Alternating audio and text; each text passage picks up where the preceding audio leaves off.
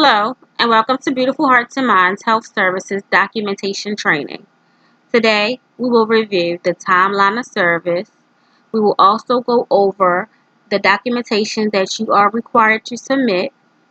I will teach you how to use the treatment plan, as well as tell you and teach you how to complete contact notes.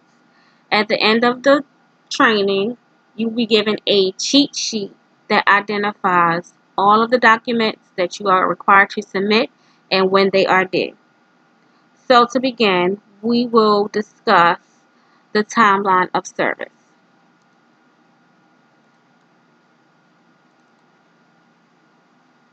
So generally, there are two different ways that clients are admitted into the program.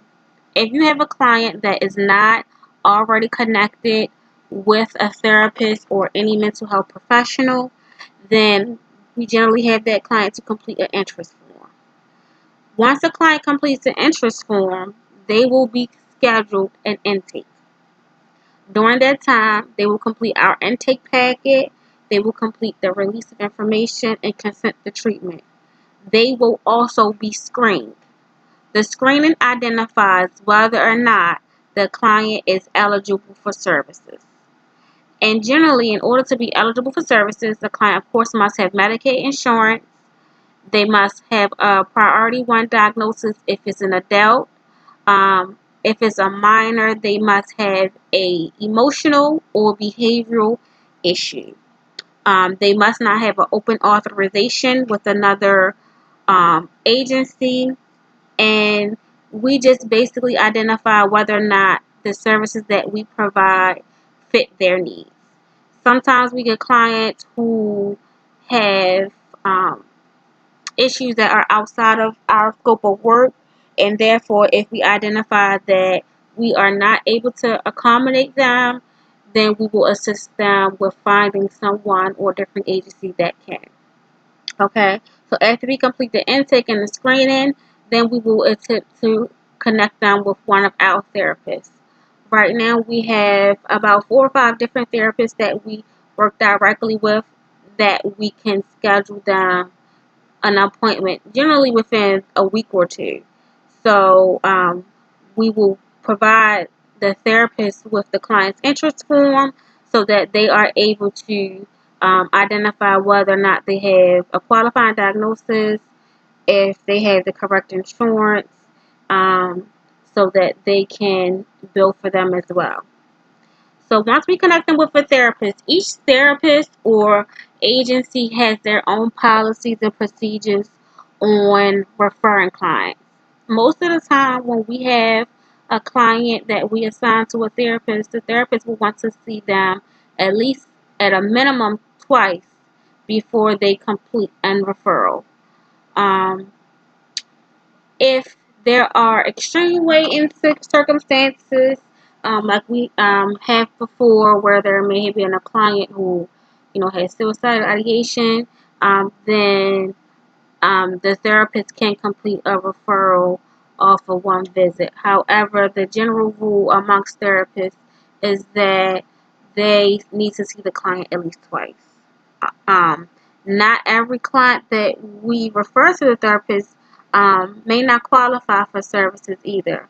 So even though we may find a client who's interested in the program, is based off of their diagnosis and their presenting needs of whether or not they will qualify for our services. Okay, so once we connect them with a therapist, if they qualify for the service, the therapist will then complete the referral. I will put in the authorization. The authorization generally may take about 1 or 2 weeks for us to find out whether they are approved or not. Um, we will then schedule for a rehab assessment. The rehab assessment identifies all the client's needs. We go over about 7 to 10 different domains based off of what the client tells us will help us to determine or assess what their needs are. And once we identify what their needs are, then we will begin to complete a treatment plan so that we can help them work towards their goal, which begins the implementing process. Um, Once we complete the treatment plan, the client will also be assigned to an RC. An RC will be given a treatment plan and some background information on the client so that they know how to service them. And then the RC will see the client monthly. If it's a minor, the RC will see the client 4 times per month, and if it's an adult, they will see them 6 times per month. The client will have to be evaluated monthly, which means during each visit you are evaluating their progress towards their goals. Um, you will complete a monthly summary that summarizes the interventions and the goals that was worked on and their progress. And then ultimately, we will have to assess whether or not the client continues to need services. So if a client doesn't have a therapist or is not connected with a mental health professional already, then we complete an interest form, we still schedule intake, and then we try to connect them with one of our mental health professionals to get them a referral.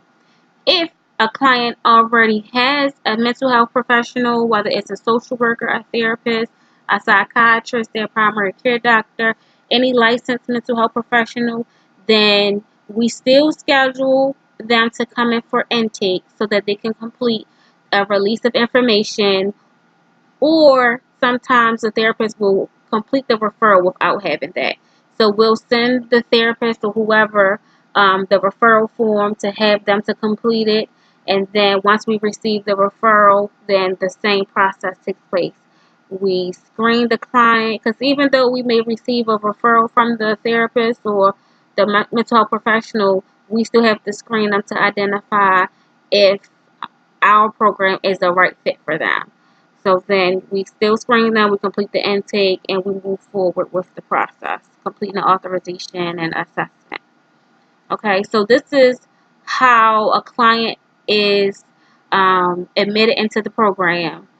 If you have any questions about any of these steps, please let me know. When we put in the authorization, a lot of times it may take Beacon Health. Sometimes it's been around the holiday time, it's really bad, but more recently it may take a week or two for them to approve our clients. However, if we put in an authorization on July the 1st, but they do not give us our decision whether the client is approved or not until July the 15th, the client will still be approved as of July the 1st, because that is the date that we originally put the authorization in.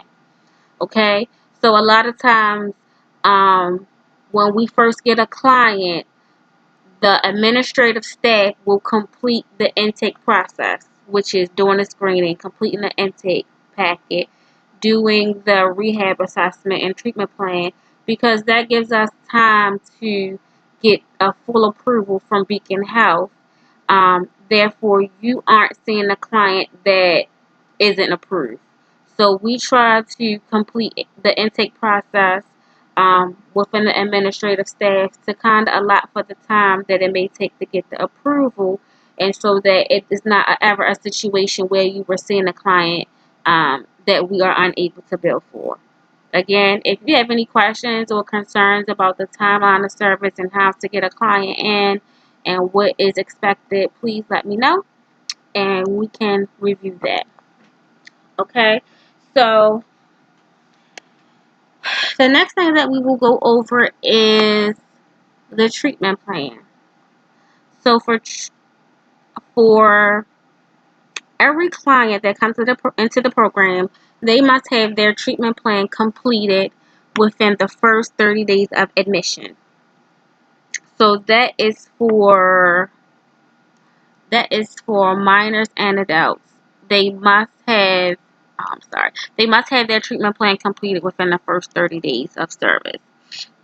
So the treatment plan is just best practices to have the treatment plan completed after the assessment is done, because the assessment, of course, identifies the client's needs, and based off of those needs that they identified during the assessment, we will then develop a treatment plan so that we can assist them with accomplishing their goals. And so the initial IRP will always be completed by our rehab specialist. The rehab specialist is the rehab coordinator's direct supervisor. So the rehab specialist generally will complete the assessment, which makes it easier for them to then develop their treatment plan. So the first initial treatment plan will have to be completed within the first 30 days. And the treatment plan will address several different things. At the beginning, the treatment plan will have to identify demographics, the client's name, medical assistance number, address, gender, race. If it's a minor, then we must have the guardian's information and phone number. It also should have their diagnosis, if they are on any medication, and who their current therapist is, along with their contact information, as well as if they are seeing a psychiatrist. The beginning of the treatment plan addresses the presenting needs. So based off of the information that we receive from the assessment, that will help us to identify their presenting needs. I.e. if the client has any substance abuse issues, or if they are having any housing issues, if they need assistance with getting like food stamps, entitlements, this will identify their presenting needs. We will also discuss their strengths and skills. Each client have some strengths or skills that they are currently doing. So we just want to be able to identify those things, so that we can understand the client better and that we can pull off those strengths to help them to get to their goals. Document the client's recovery, treatment expectations, and rehabilitation responsibilities. This is just helps us to understand what the client expects to get from receiving treatment from us. What do they expect with their recovery, and any responsibilities they expect from us. We must describe how PRP will assist them in achieving success. Because basically, when we are trying to get a client approved, we have to identify why they need the service. And so this right here helps us to easily identify why and how a client needs the service. When you identify the client needing the service, we do have to be sure to point out any areas that are affecting them at home, in school, in the community. Okay, so that is kind of like the primary thing with Beacon Health, is how is their diagnosis affecting their success in those areas. And so when you identify why a client needs PRP services, make sure that we take heed to how their mental health is affecting them at home, in their community, or at school. Okay. So after we get through that part, and a lot of those things that we talked about previously may be identified, and they are identified in the assessment as well. So this is kind of like a matter of kind of like this copy and pasting from the assessment, because during the assessment we go over a lot of these questions. So each client will be given goals. And a client may have one goal, they may have 2 or 3 goals. I try not to give a client more than 3 goals per authorization period. You don't want to overload them with things to remember that they have to do.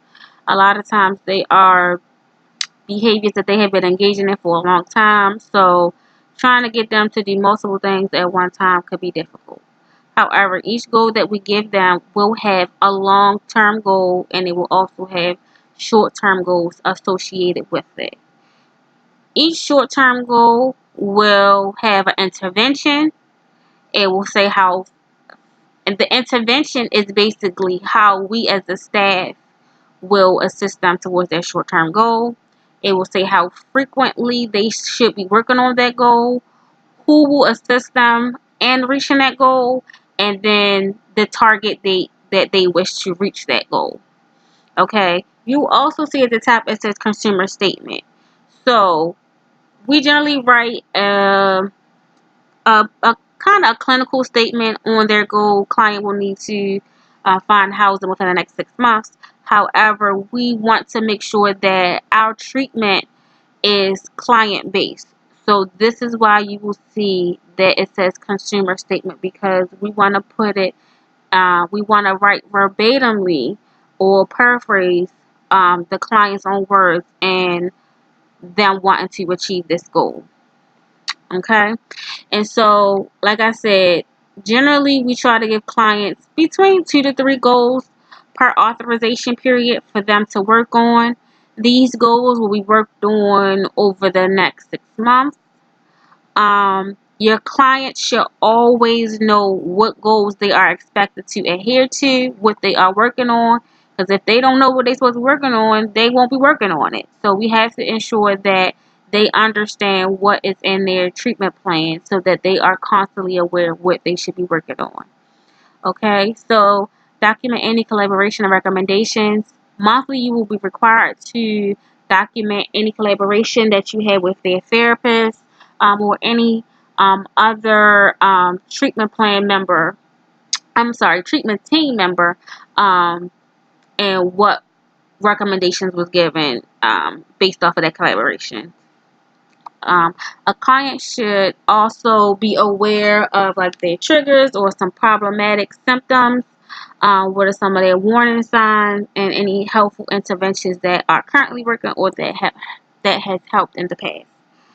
So these are all of the areas that should be completed on the treatment plan. Also, we would like for them to identify any support system, whether it's their sister, mother, cousin, rehab coordinator, case manager, just identifying a person that can be supportive in them adhering to their treatment.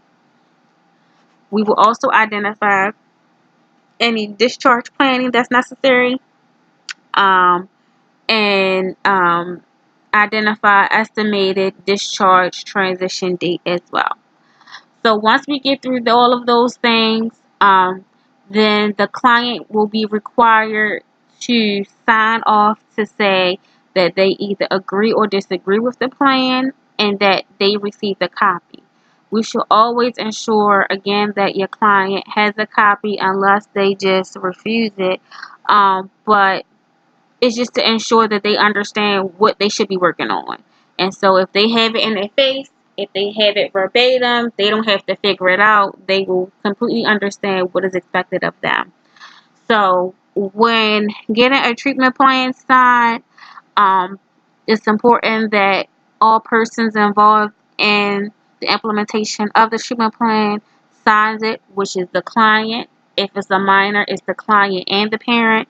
It's the coordinator or the rehab coordinator and the rehab specialist. So all of those persons are required to sign the treatment plan.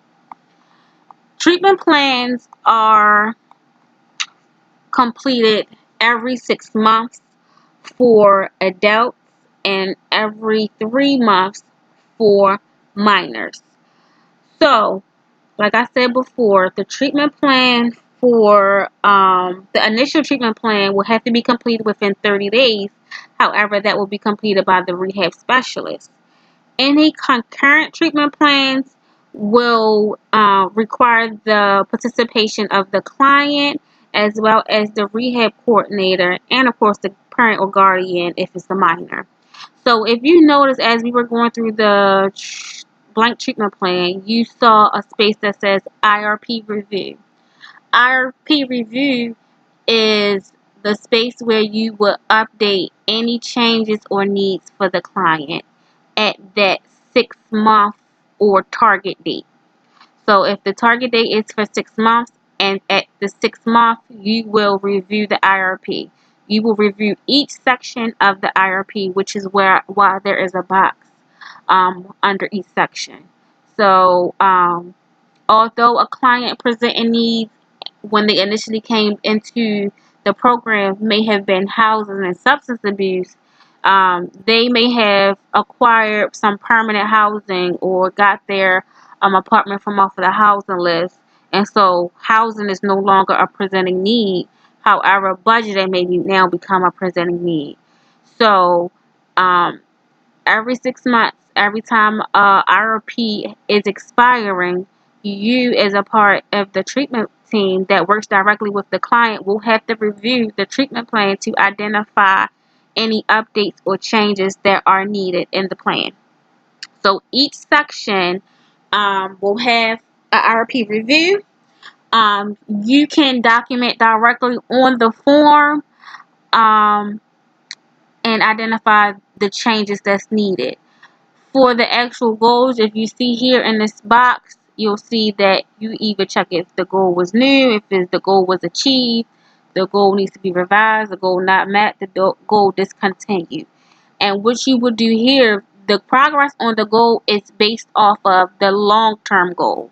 If you remember, I said previously that the client will have one long-term goal, but there may be 2 to 3 short-term goals for each long-term goal. So when you update the goals, you are providing an update on the goals. You are providing an update based off of the long-term goal. Okay, so you will see when it's time to do the IRP review, you will check one of the boxes and say whether or not the goal was achieved. If the goal was achieved, then you here will say client has made significant progress towards the goal. Client no longer needs to work on this goal. Client has found housing. Or you may need to revise the goal. Or the goal was totally not met, no progress, or the client may choose, I just don't want to work on this anymore. Whatever the case may be, you just identify it there, and then in the box where it says progress with goal, you will update and identify why you chose which one of the options. Okay, so each goal you will have to complete a progress, and this IRP review is completed every 6 months for adults and every 3 months for minors. Okay, and so you and the client will then become the lead on completing the IRP, any concurrent IRP, because you are the person that works directly with the client. You know what changes occur when they occur because you see the client more. So you and the client will kind of take the lead on developing or identifying the progress, and based off of which you document the progress will help the rehab specialist to develop an ongoing treatment plan if needed. Okay, so you will be given access to these documents. You will be given copies. You can have hard copies. You will also be given copies of your client's treatment plans in your Google Drive once you gain access to that. So now let's go over our actual sample IRP.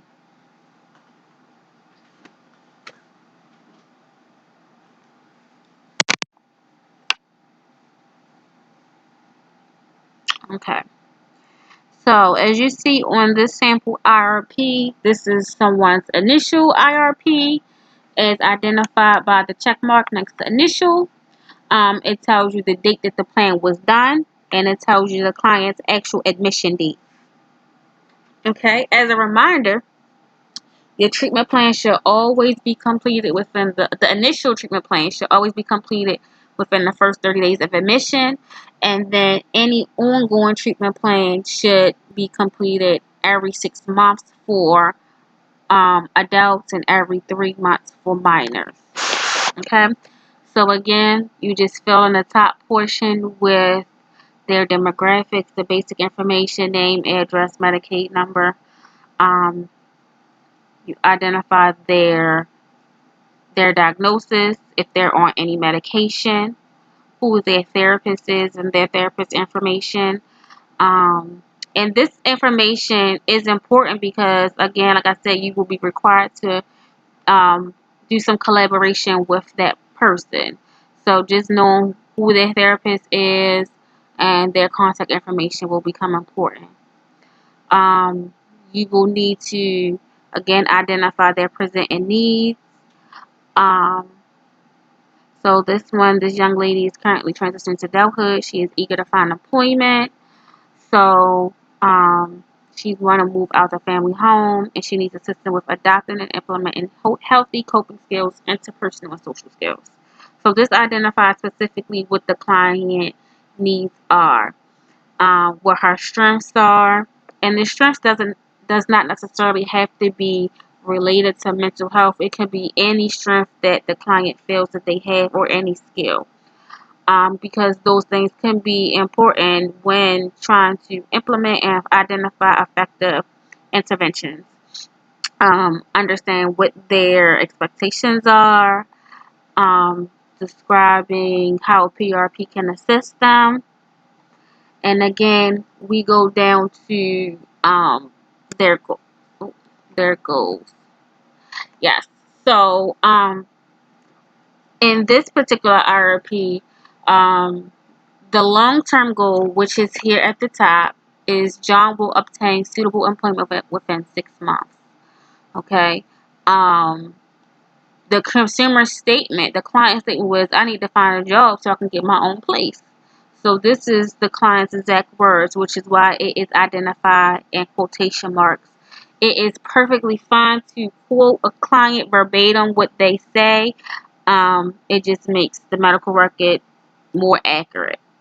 So based off of the long-term goal, that John needs to find a job, we have identified kind of baby steps to help him to be able to find a job within the 6 months. And those baby steps are identified by the short-term goals.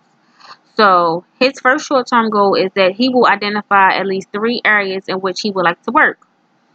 So we know he needs to find a job, but we got to kind of narrow it down. So he has to find 3 areas that he would like to work. The other short-term goal would be for him to complete the tasks needed to apply for jobs at least 3 times a week. And the final short-term goal is that John will actually apply for 2 jobs per day. Okay? So they are the things that John will do. The short-term goals should be action-based for the client. These are the things that the client will do. Not the rehab coordinator, but the client. Now, the next part is the interventions. The interventions is what we, as the healthcare provider, as the staff, what we will do to help them to reach their goal. So that's why it's called an intervention. How are we going to intervene? How are we going to assist? So we will assist John in identifying areas of interest. And generally, this is more broad, but generally, when we complete treatment plans, we will list specific interventions that we will do. Sometimes it can be broad depending on what the goal is, so that you are able to document effectively. But sometimes the interventions will be specific, i.e., it might say that she will role play, it might say that she will provide feedback, it might say that she will provide with a list, it might say you might provide them with alternatives, you might model. So those are the type of interventions that we as staff will implement to assist the client with achieving their short-term goal. We will also have to identify with the client how frequently they should be working on this short-term goal. So in this particular instance, John should be working on his job search weekly. The responsible party, of course, would be the PRP coordinator, Jane Moore, and also it should say John. So they are the responsible party. If it's a minor, then it may say the client, the PRP coordinator, the guardian as well. So the responsible party can vary. However, but those are the people who are a part of the treatment team and who will assist ongoing with the client with achieving their goal. The target date generally will be 6 months, or the end of their authorization period for an adult, and 3 months for the minor. The target date does not always have to be 6 months. However, if you choose varying target dates, you must be keep track of it so that you can always update the treatment plan as necessary. For instance, if you said the first short-term goal target date was November the 30th, but the second short-term goal target date was October the 31st, then you will be required to then update the treatment plan to reflect no longer needing that goal, what was the progress on that goal, um, or whatever. So you just have to be careful. If you do have varying target dates, that you update the treatment plan to meet those target dates. If not, I just try to tell people just to keep the target dates, kind of the same so that we can monitor and maintain the the treatment plan as best as possible. Okay, so this is how the treatment plan will look. Generally, there will be a long-term goal. It will be a consumer statement to go along with the long-term goal. There will be baby steps, i.e., or AKA short-term goals that will go along with each long-term goal. There will be interventions that we as staff will implement in order to help the client to reach the reach the short-term goal. It will tell how frequently, who will help, and how long you will be working on that goal. Okay, and so again, there will be several different, at least 2 to 3 different goals for each treatment plan. The client should be able to easily tell you what their treatment goal is, which is why you see a lot of times there's not a whole bunch of verbiage and wording in the long-term goals or the short-term goals, just because, especially the long-term goals, just because the client really should be able to verbatimly tell you what their goals are. So we have varying levels of understanding. So we just try to make sure that when we are creating documents for the clients to follow, that everyone is easily able to understand what is required for them. So your client should be able to reiterate back to anyone that asks what their goals are. Okay, so this is just a sample of how a treatment plan will look. Again, when it's time for the treatment plan to expire, you will update the progress on the goal, on the long-term goal, and to help us to identify how to develop the next goal if they still qualify for services. Okay, so this is the treatment plan. This is what it looks like. This is how it is completed.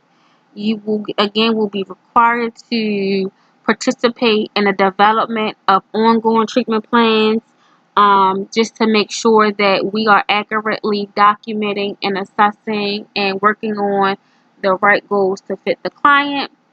Um, so if you have any questions or concerns about your participation and how to complete a treatment plan, please let me know. I will make sure that we schedule a day and time for you to meet with a rehab specialist, myself, or one of the admin supervisors. Okay? All right. Thank you so much. Just be mindful of some of the components of the treatment plan, because again, you will be required to understand that, especially when it comes to like their strengths when implementing their interventions.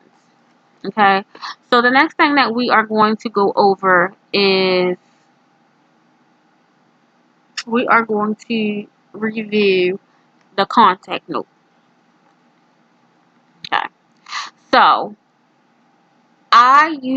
we utilize Google Drive for all of our documentation. All of your documentation, except for the intake packet, can basically, and some of the additional assessments, can be completed on the Google Drive. So I created this form for us to document our contact notes.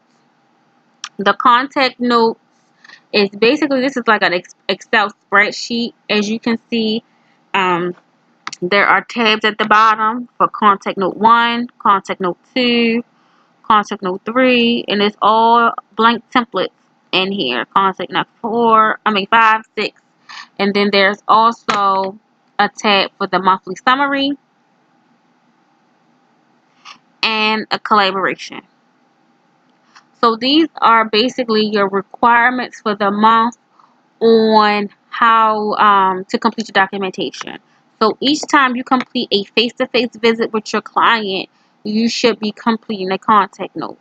So for the entire month, all of your notes will be on one spreadsheet.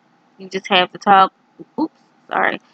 Nope, didn't mean to do that. You just have to toggle from tab to tab, and this essentially is helpful when completing your monthly, because you can just go back and kind of see what you discussed, what happened, how the client responded. That way you can accurately document the client's progress towards their goal. Why does this keep on showing up?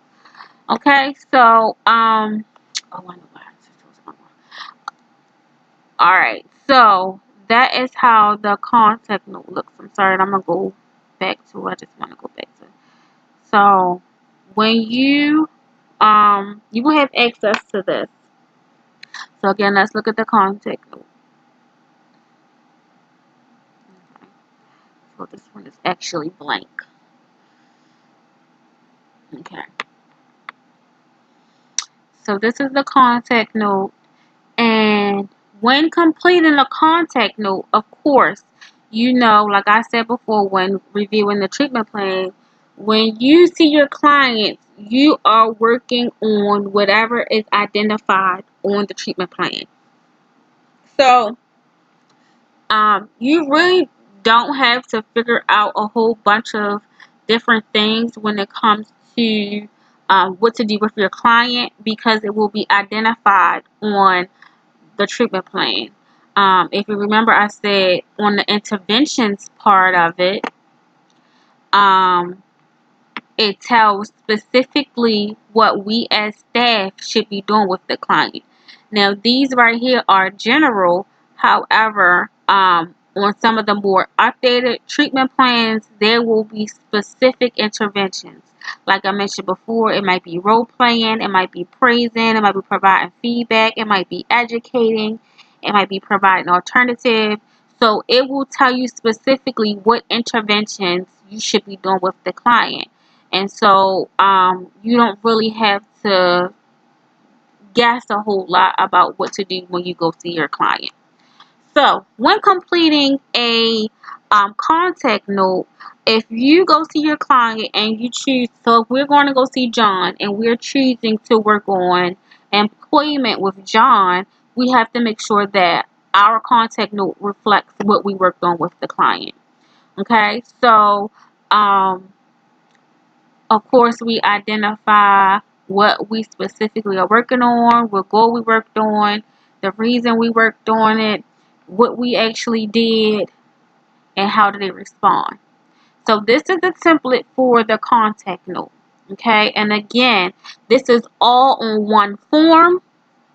This is all on one form. So each visit that you complete with your client, you just will have to go from each tab and go from contact note to see what you had did over the month, and to also complete the monthly and the collaboration.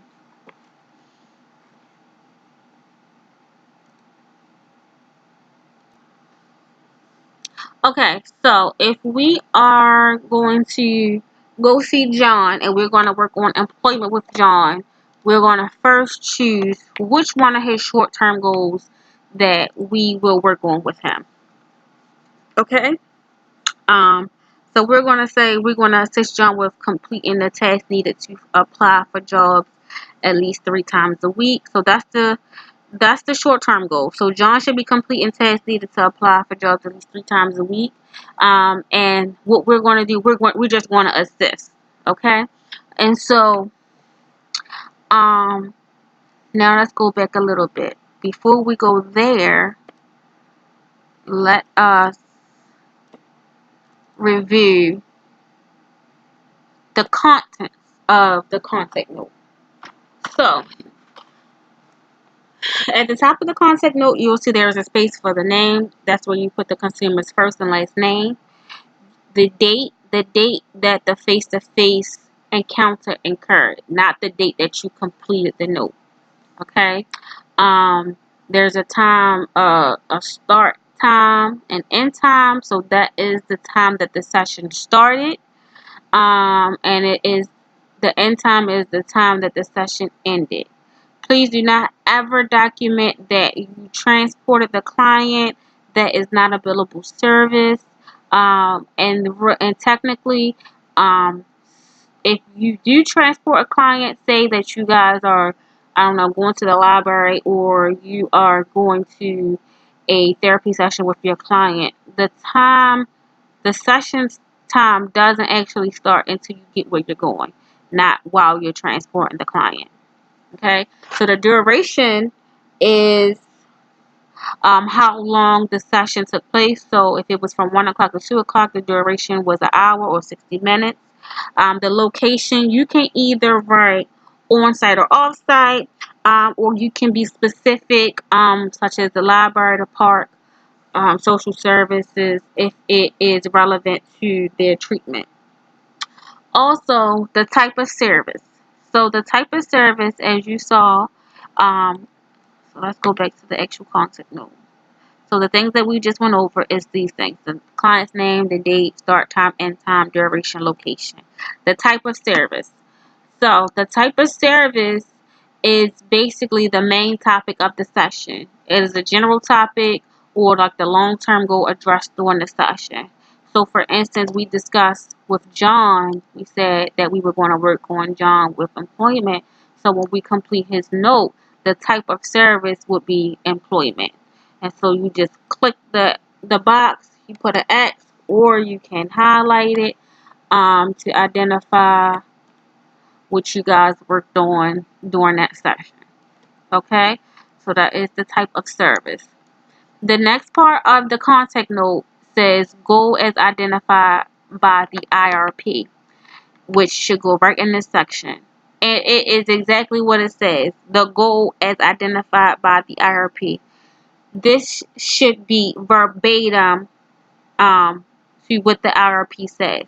So literally when you doing your note, if you have your client's IRP up, if we're going to work on this with John, we said we was going to work on this particular goal. John will complete tasks needed to apply for jobs. So you can literally copy and paste.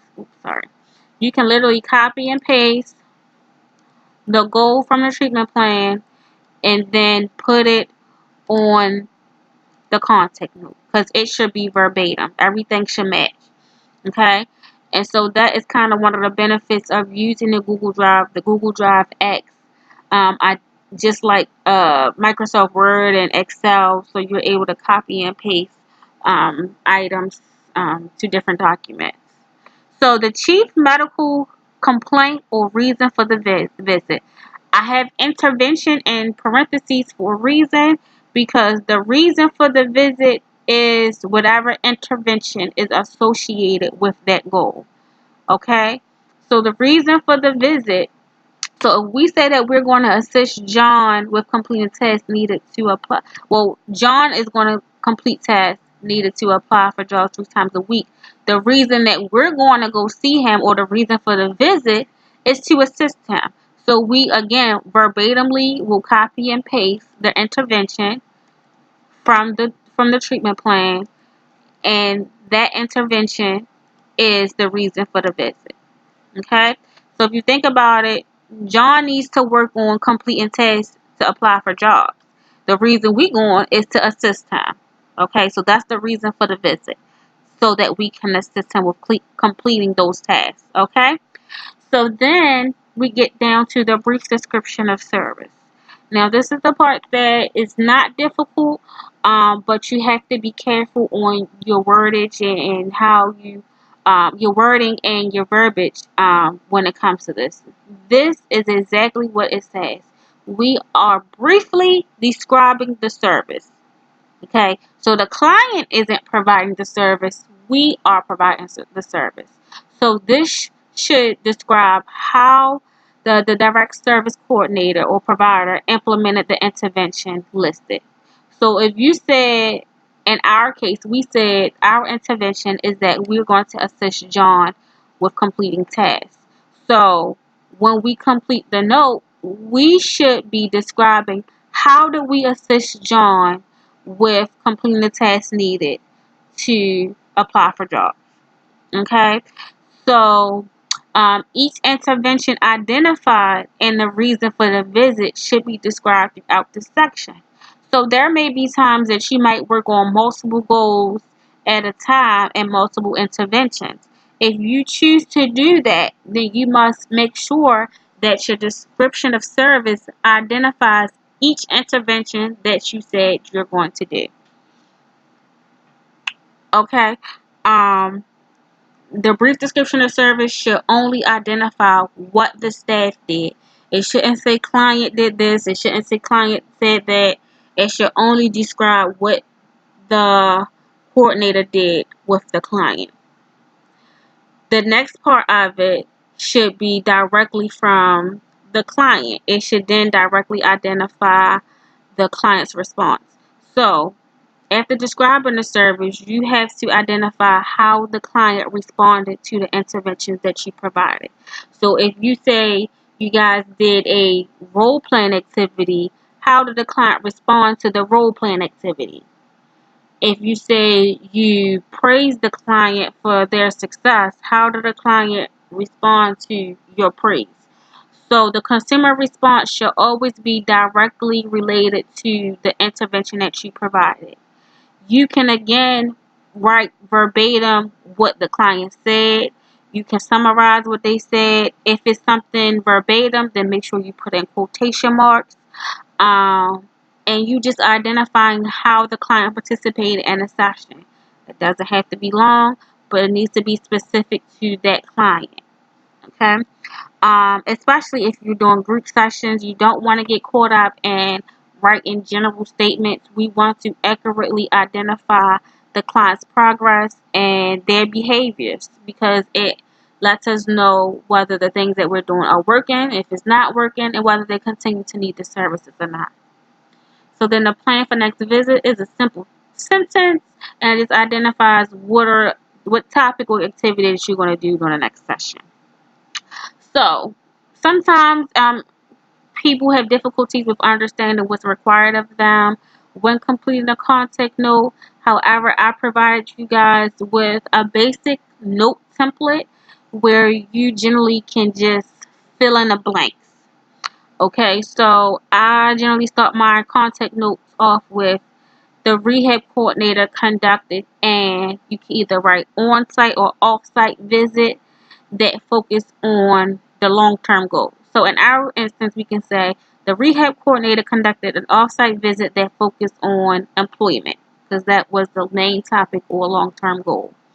RC blank. So you put an intervention. Our intervention was that we was going to assist him with completing tasks. So that's your next sentence. RC assist the client with completing tasks needed to apply for jobs. The next few sentences, which could be 2 or 3 sentences, will then describe what did you do. How did you help him? How did you assist the client with completing tasks required to apply for jobs? Did you help him do a resume? Did you help him do a cover letter? Did you help him sign up for a job search engine? What are some of the things that you did to assist him with completing tasks to apply for jobs? And then the final sentence can be just identifying the next steps. That the RC will continue to assist John with registering for Career Builder. So then you document the client response. This is verbatim or directly what the client did or said during the session. Um, the client actively participated. The client was able to complete certain tasks. The client needed assistance. He couldn't complete this without the assistance of the RC. Client said, he said, I don't understand this. Exactly how the client responded should be documented there.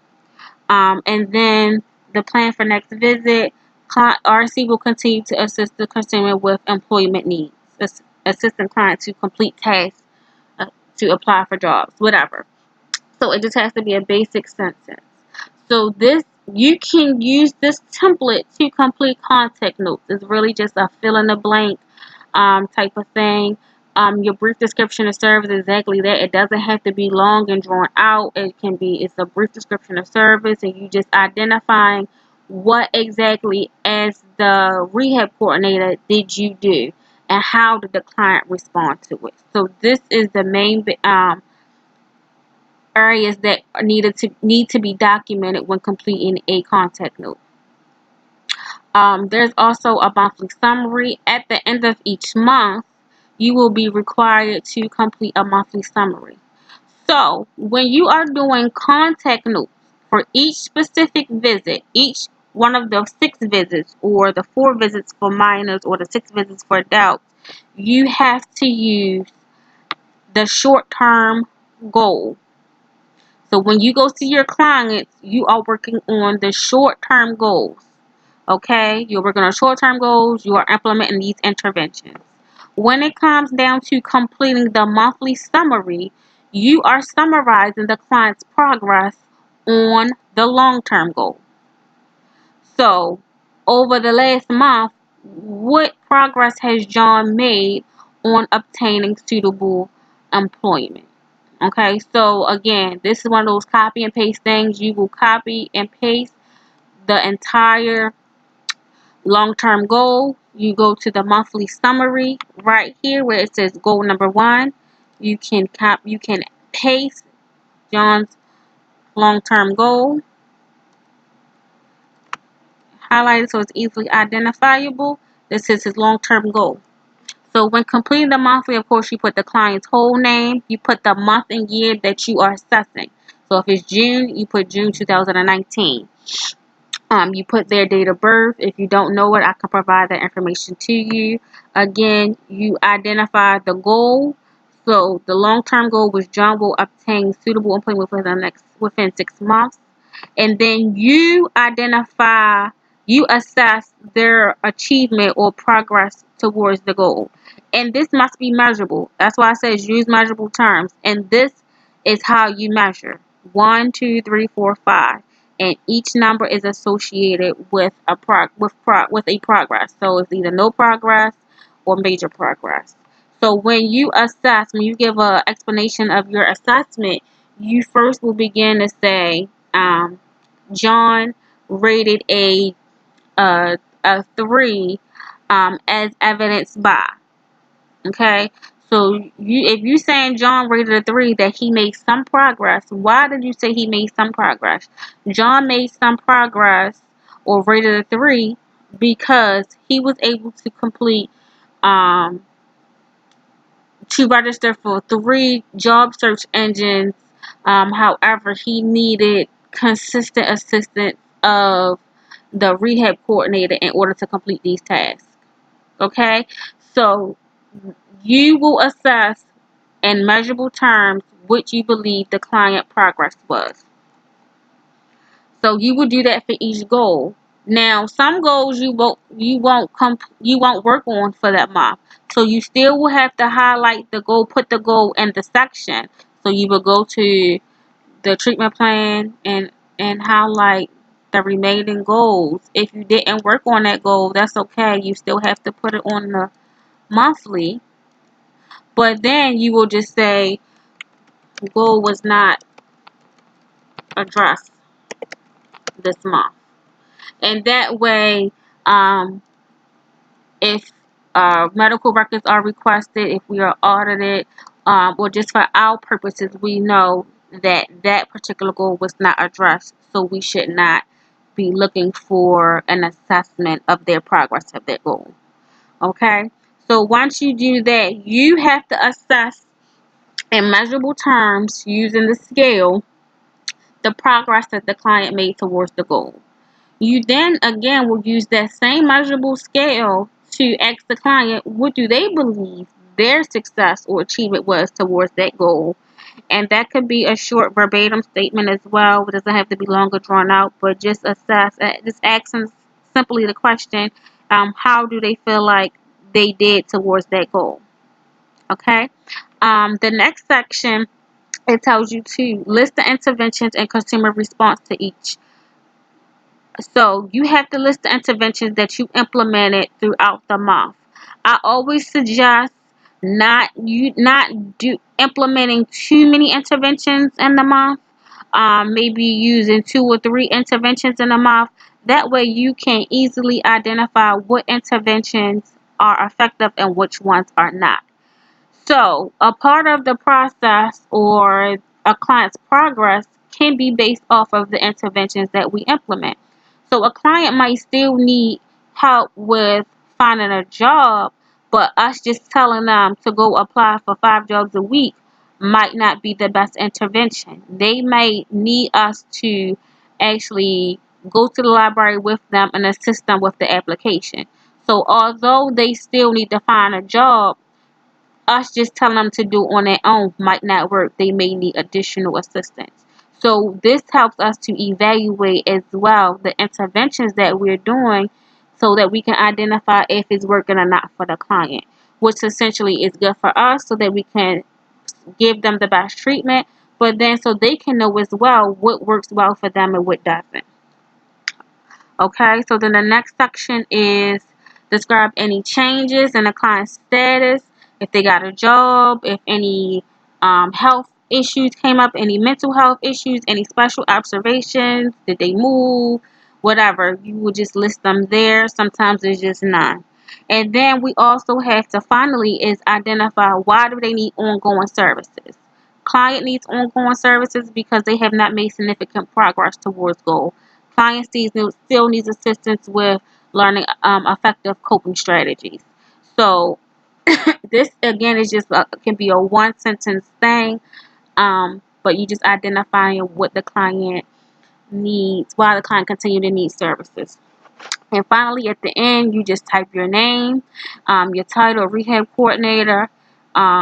Your rehab specialist or supervisor will then review it. This will have to be printed, and each one of your contact notes and your monthly summary and your collaboration will have to be signed and printed by you and the supervisor. So the final monthly requirement is the collaboration. Now the collaboration again has to be completed once per month with a referring provider or somebody in their treatment team. And it's just identifying, just updating each other on the client's treatment and progress. And so there are no limitations to how the collaboration can take place. It can happen through email, over the phone, through fax, face-to-face, text message. You go into a session, but you just identify how the collaboration took place and what did you guys discuss, any particular updates that were given, is there still a need for services, what are any specific plans for continued services, and does the client still need services? And then you just sign and date this as well. So your whole month worth of documentation will be on this one form. Okay? And again, once it is completed, then all of the forms will be printed. They will have to be signed by you and by the supervisor. So every month you will have the complete contact notes for your clients. There are also sample notes under the sample documents. So let's go to some sample notes for John.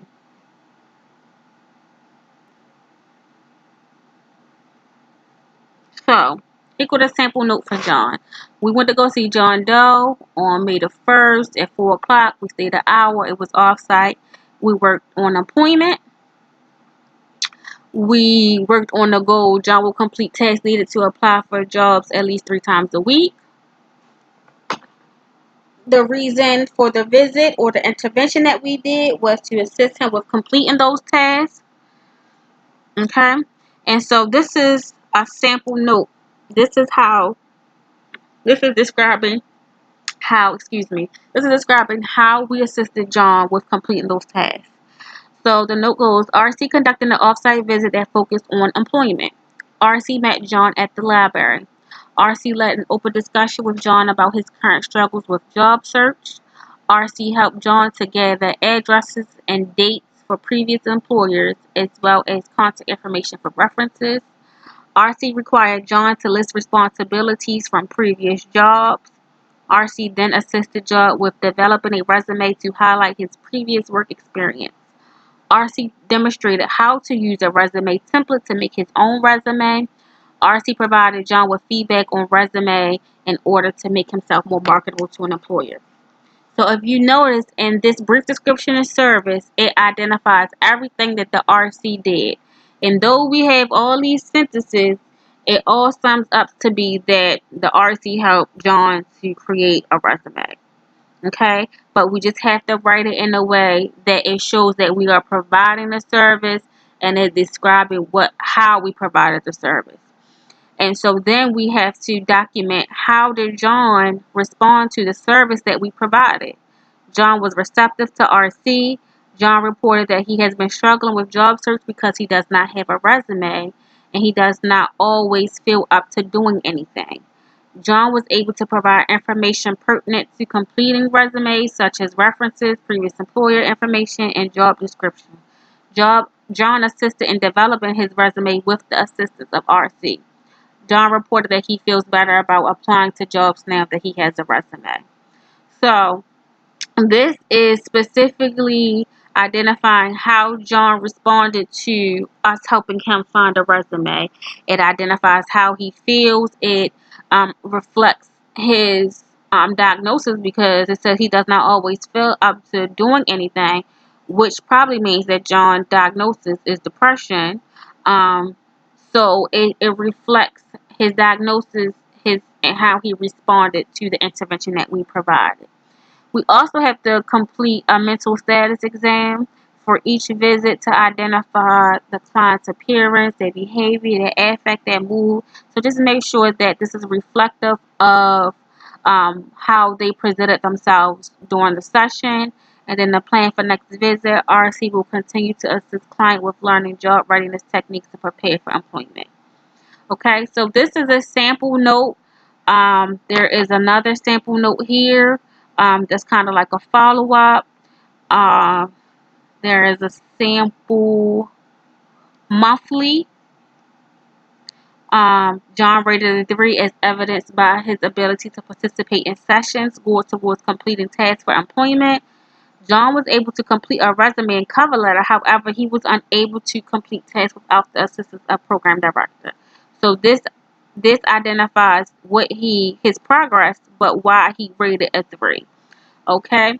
It also identified his other goals and that they weren't addressed. And so did I do a sample? Yes, and then there's also a sample collaboration note that identifies a collaboration with his therapist. RC collaborated with John and therapist Nadia on December 15th during a therapy session. During the session, we discussed client's current status with trying to secure full-time employment. RC reported the client has made consistent efforts evidenced by his development of a resume and cover letter. RC client and therapist agreed to explore supportive employment programs such as DOORS. RC will assist client with getting registered for the program, and therapist report that she will provide documentation necessary to assist with eligibility. Client expressed that he is open to all employment options. So as you can see that this collaboration in particular took place face-to-face, who was present, the day it took place, and what we talked about, what the therapist said they would do, and if the client said they would do anything. Okay, so this is also a sample of a collaboration note. There are a few samples. I think there are 2 samples of collaboration notes here that you can assess. That you can use as reference. Again, you can always go back to the documentation training, where I provided you with a template of how to complete a contact note. You can literally just plug in where the blanks are. Okay. Um, so that is how you use your treatment plan. That is the components of a contact note. Those are a sample contact note, a sample monthly, and a sample collaboration. Okay. So the last thing that we are going to go over is, oh, I'm sorry, there's a few more things. Okay, so you have to complete the 4 or 6 notes for your clients if it's an adult or minor. You also have to complete a monthly, but you also have to complete a collaboration. But finally, if there's ever a time that you talk to your client and something significant happens, but you weren't face to face, oops, this is supposed to be blank. Um, you will complete a gap note. Okay.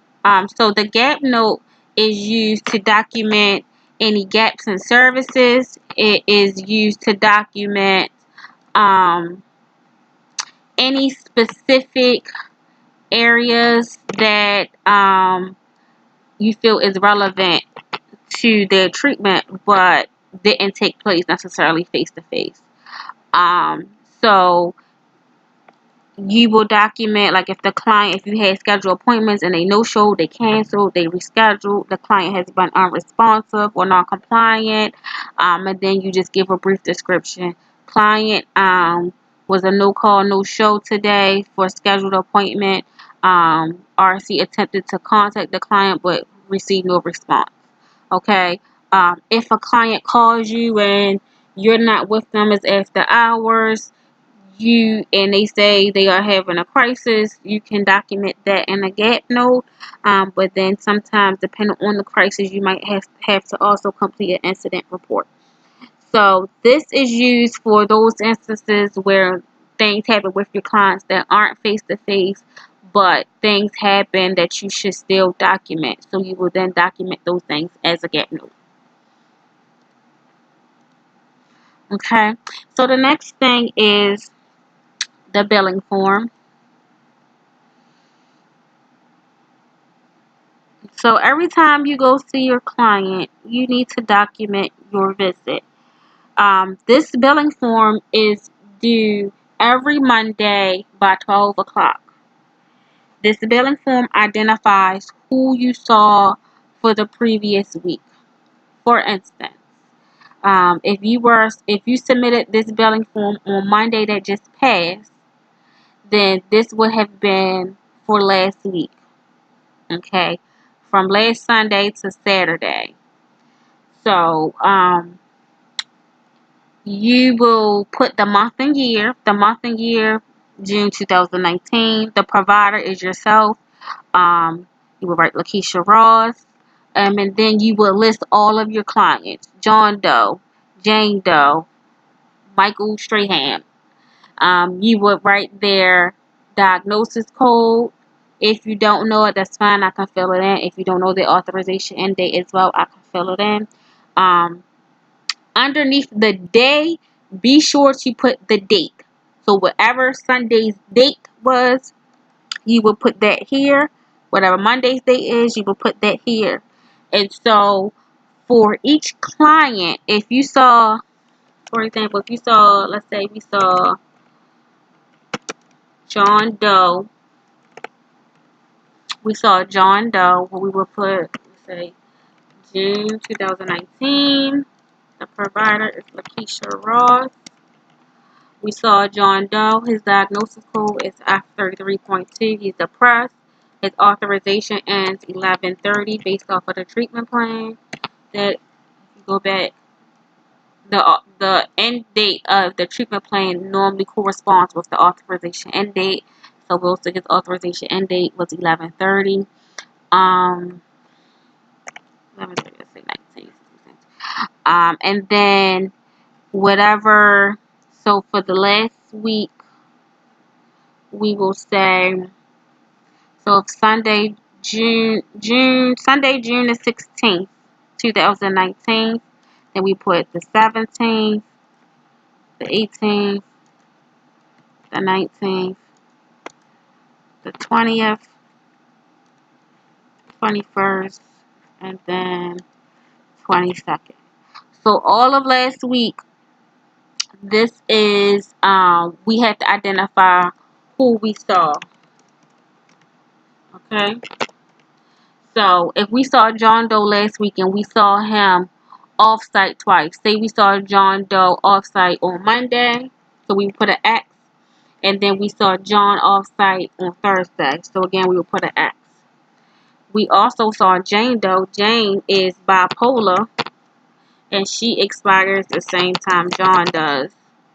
But we saw Jane on site, so we would put on Wednesday, and then she also came on site for our group on. Okay, so if this is just used to identify the clients that you saw for that week.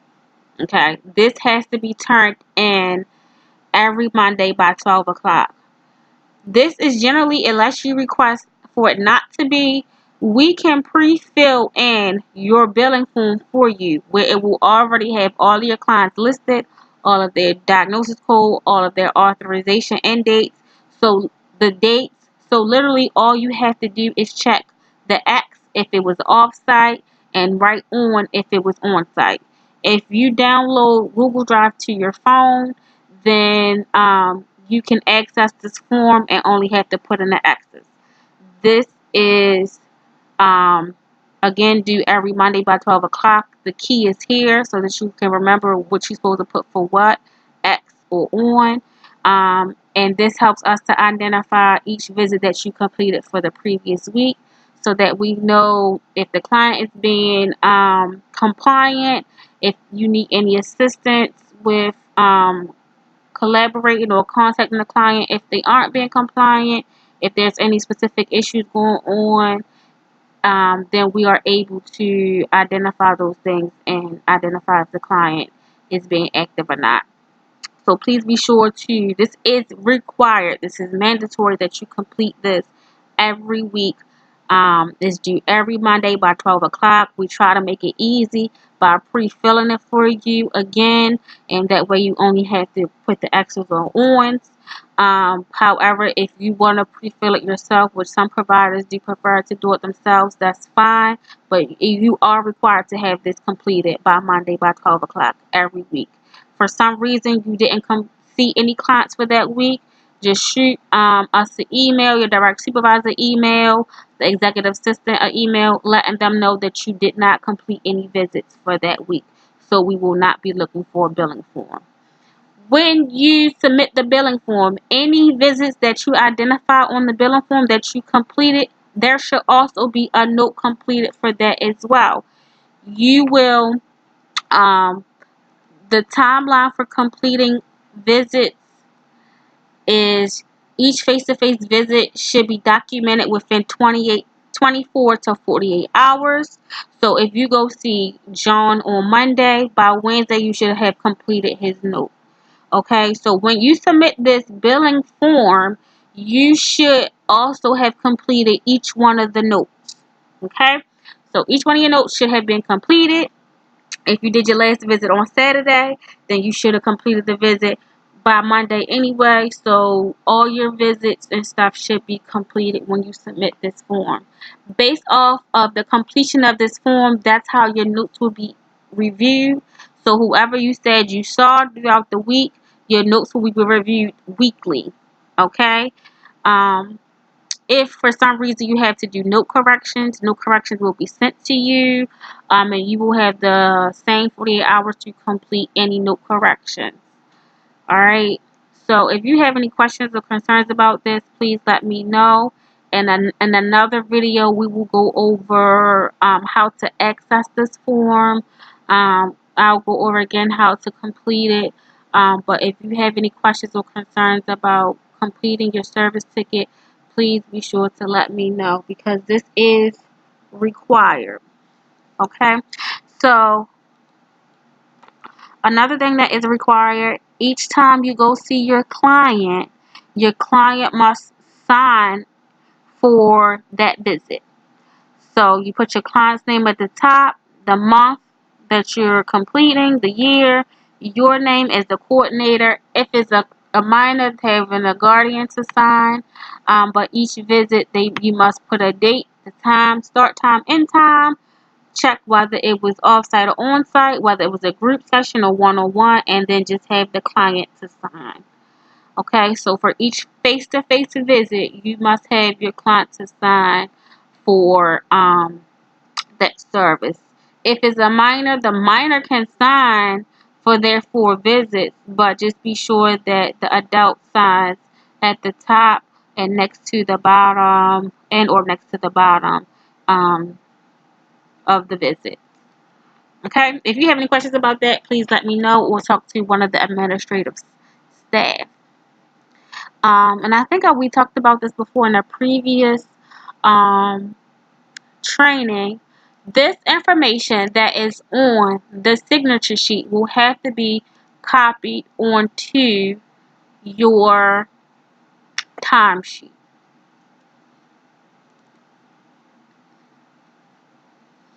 So it is important that you maintain accurate information on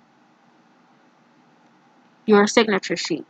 As you can see, on the timesheet, it has employee name. So you will put your name, June 2019. It should be submitted June 30th, 2019. The dates of service will come directly from here. So all the dates that you saw your clients, you will put them, you will put them here. The times in and out, you put them there. The duration, whether or not the visit took place on or off, and did you complete the note. This is your timesheet, but the information is coming verbatimly from your signature sheets for each client. Okay, and so you may have to complete multiple sheets if you have multiple clients, but the information is coming verbatimly from the signature sheet.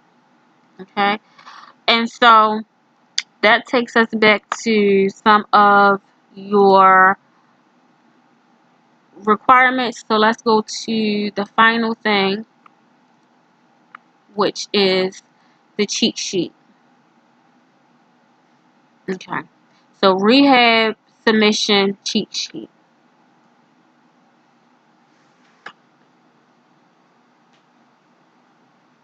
So this is um, a cheat sheet so that you can understand what is required from you daily, weekly, monthly, semi-annually, and annually. Okay, so all face-to-face contact visits must be documented within 24 to 48 hours. That is to ensure the most accurate information is documented. It's just best practices with us seeing a lot of different clients and just our own lives. Sometimes we can forget things because we are so busy. So if we complete our documentation within 24 to 48 hours, then we can have the most accurate information. Again, so weekly, you must submit your billing form. That is this form here. It must be submitted weekly by 12 o'clock. Completed notes. Okay, completed notes. Got that 2 times. Completed notes weekly. So even though you should complete your notes within 24 to 48 hours, they will only be checked once per week, and that's when you submit your billing form. So when you submit your billing form and you identify all of the visits that you completed, you should have completed the notes for all of those visits, and then your supervisor will then check those completed notes. Okay. Also, weekly, which there may be rare times when you have to complete intake, please, those things will need to be completed as well. And then supervision is required. Some based off of how well you are maintaining your caseload, and your status as a contractor or employee, whether you're new on your probationary period or your probationary period was extended, whether you were put on suspension or whatever, will determine how often you are required to complete supervision. But that also can be weekly. Monthly, we will generally have monthly meetings. Sometimes they may be face to face, sometimes they may be video conference, sometimes it may be another video, but you are required to attend or participate or watch any monthly meetings that we have. Um, Sign all prior monthly documentation to pay date. So every month you will be required to sign off on your notes before payday. For instance, if you saw clients in May, and then the pay date would, so if you saw your clients in May, the pay date for those visits is June the 14th. You will be required to come into the office and or sign your notes and submit it to us before your June 14th pay date. Okay, so you must sign all your prior documentation before your pay date. So when you complete all of your notes, we get them right away because it's on a Google Drive, but you must sign them before your pay date. Submit timesheets and signature sheets um, by the end of the month. So your timesheets and signature sheets are due by the last day of the month. They are due the last day of the month. Timesheets and signature sheets are due the last day of the month. Timesheets and signature sheets are due the last day of the month. I know I just said that like 3 or 4 times, but I want to make sure that you understand that timesheets and signature sheets are due by the last day of the month. Any delay or deviation from receiving those things will directly impact your pay. Okay, it is important that you please submit your timesheets and signature sheets by the last day of the month. If you have any questions or concerns about how to do that, please let me know. With us using Google Drive, everything can be submitted via Google Drive, and we will review how to do that in another training. But it is your timesheets and signature sheets, again, is due by the last day of the month. Any updated IRPs that are needed are also can be a monthly thing, but just be sure to submit them as required or as requested by your supervisor. You must coordinate with your therapist monthly, with the client's therapist monthly, and that is documented um, in the contact notes. And every month, just ensure that your monthly, your gap notes, your collaborations, and any contact notes or anything are completed. Okay? Every 6 months for adults, we have to do a DLA 20 assessment. And then for minors, we have to do a resiliency assessment. So those things have to be done every 6 months, which also coincides with getting their reauthorization. Just making sure that we collaborate with the therapist so that we can get another referral to continue services if that is needed.